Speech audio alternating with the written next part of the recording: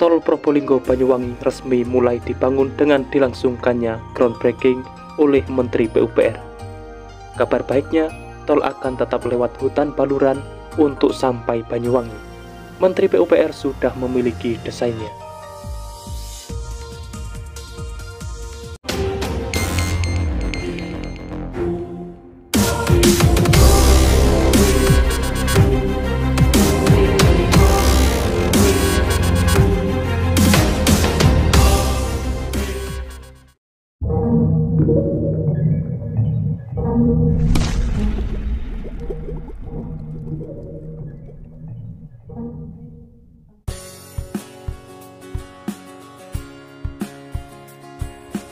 Assalamualaikum semuanya.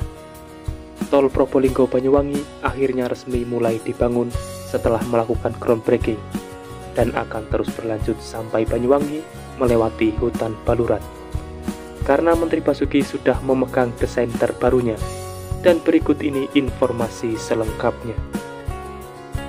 Seperti biasa, sebelum berlanjut ke pembahasan, dukung selalu channel ini untuk terus berkembang dengan cara subscribe dan nyalakan loncengnya, supaya kalian dapat mengetahui kabar terbaru pembangunan di Indonesia.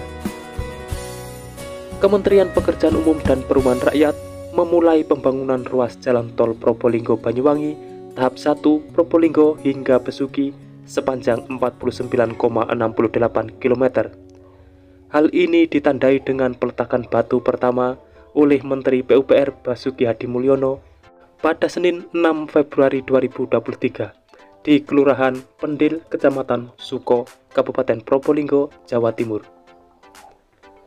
Menteri Basuki mengatakan, jalan tol Probolinggo Banyuwangi dengan total panjang 175,40 km merupakan ruas pamungkas dari jalan tol Trans Jawa yang sebelumnya sudah tersambung dari Banten Provinsi Jawa Barat hingga Probolinggo Timur Provinsi Jawa Timur. Diharapkan dengan bertambahnya ruas tol tersebut semakin melancarkan distribusi orang, barang, dan jasa mulai dari Banten hingga Banyuwangi, serta akan menjadi roda penggerak perekonomian masyarakat. Menteri Basuki mengatakan, ini merupakan bagian akhir tol Trans Jawa yang tersambung dari ujung barat hingga ujung timur Pulau Jawa. Perjanjian pengusahaan jalan tol Probolinggo Banyuwangi sudah dilakukan sejak 2017 lalu. Hari ini kita mulai kembali untuk yang sudah siap secara teknis dengan nilai investasi sebesar 10,7 triliun, yakni ruas Probolinggo sampai Besuki. Menteri Basuki berpesan kepada kontraktor dan konsultan pengawas untuk memperhatikan kualitas, estetika, dan keberlanjutan lingkungan. Semua itu bergantung sejak awal perencanaan. Untuk itu, beliau meminta para konsultan untuk tidak main-main dengan mutu hasil pekerjaan. Para konsultan yang sudah dipercaya mengawasi pekerjaan harus menjalankan tugas dengan sebaik-baiknya. Menurut beliau, dalam pembangunan infrastruktur harus memperhatikan 3 hal, yaitu kualitas, estetika, dan keberlanjutan lingkungan. Semua hal tersebut dapat dicapai dengan perencanaan dan pelaksanaan yang benar. Maka dari itu, fungsi supervisor, proyek, dan juga pengawas mutu independen sangat besar untuk menjaga pengerjaan proyek tetap berjalan dengan semestinya. Bila ternyata ada yang tidak beres dalam 3 hal tadi, Menteri Basuki mengatakan dirinya tak segan-segan untuk membongkar kembali pekerjaan yang sudah dilakukan. Selain itu, Menteri Basuki juga berpesan kepada kontraktor pelaksana yang melakukan pembangunan untuk memaksimalkan tingkat komponen dalam negeri atau TKDN sesuai arahan Presiden. Gunakan produk dalam negeri untuk TKDN kita. Dilarang impor, produk-produk infrastruktur dalam negeri harus dimanfaatkan. Dengan terus dibeli seperti Land Rover bearing, maka produk-produk tersebut akan semakin berkembang. Kepala Badan Pengatur Jalan Tol Kementerian PUPR Danang Parikesit mengatakan, pembangunan ruas tol ini ditargetkan rampung pada tahun 2024. Penyelesaian ruas tol Probolinggo Banyuwangi menjadi penting karena selain bagian akhir dari Trans Jawa juga membantu pengembangan aktivitas pariwisata baik di Jawa Timur maupun Bali.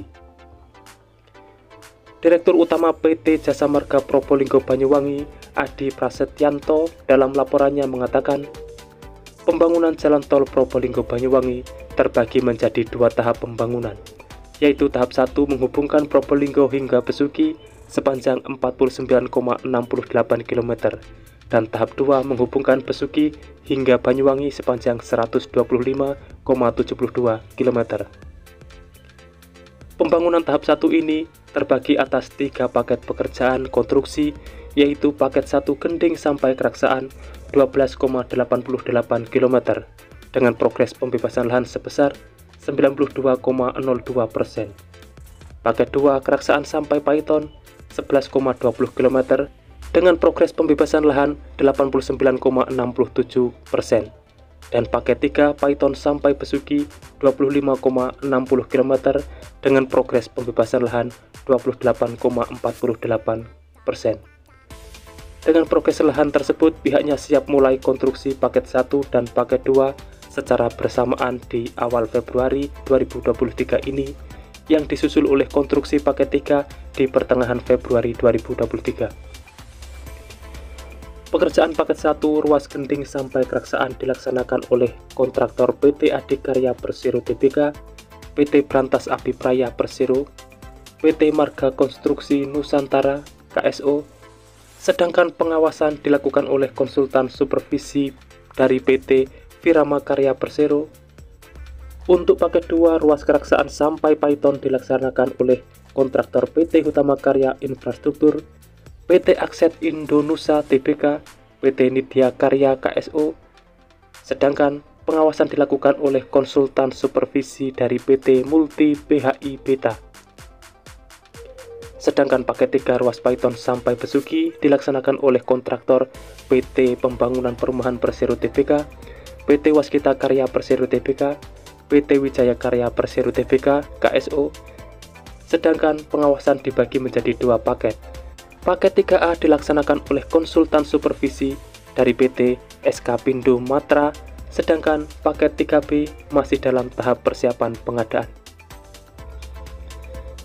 Turut hadir Direktur Jenderal Bina Marga Kementerian Pekerjaan Umum dan Perumahan Rakyat, Hedi Rahdian, Kepala Badan Pengatur Jalan Tol Kementerian PUPR Danang Parikesit, Sekretaris BPJT Triyono Junoasmono, Staf Ahli Menteri PUPR Bidang Teknologi, Industri, dan Lingkungan Endra S. Atmawijaya, Direktur Utama Jasa Marga Subakti Syukur, dan Direktur Utama PT JPB Adi Prasetyanto. Kabar baiknya, tol Probolinggo Banyuwangi tetap akan berlanjut ke Banyuwangi melewati hutan Baluran. Kabar ini diiyakan Menteri PUPR dengan hasil diskusi-diskusi dengan pihak terkait untuk menemukan desain yang terbaik. Untuk saat ini, ruas dari Besuki sampai Ketapang desainnya masih dikerjakan dan semoga segera selesai. Di samping itu, Menteri Basuki telah menyiapkan desain khusus tol Probowangi yang berada di Asem Bagus yang merupakan tempat latihan marinir dan sudah disepakati. Untuk di kawasan hutan lindung juga sudah menemukan solusi sebagian dan sisanya akan didiskusikan dengan Kementerian Lingkungan Hidup dan Kehutanan. Dengan ini bisa dipastikan sabuk Pulau Jawa dari Banten sampai Banyuwangi akan segera tercapai. Mungkin itulah informasi yang bisa saya sampaikan untuk saat ini. Semoga sedikit banyak ada manfaatnya. Dan temukan informasi yang tidak mungkin kalian temukan di tempat lain, karena hanya di sini informasi yang tidak dibahas akan saya bahas secara lengkap. Jadi pantau terus channel ini untuk mendapatkan jawaban dari apa yang kalian cari. Sudah saatnya saya undur diri dan wassalamualaikum warahmatullahi wabarakatuh. Sampai bertemu di video menarik selanjutnya.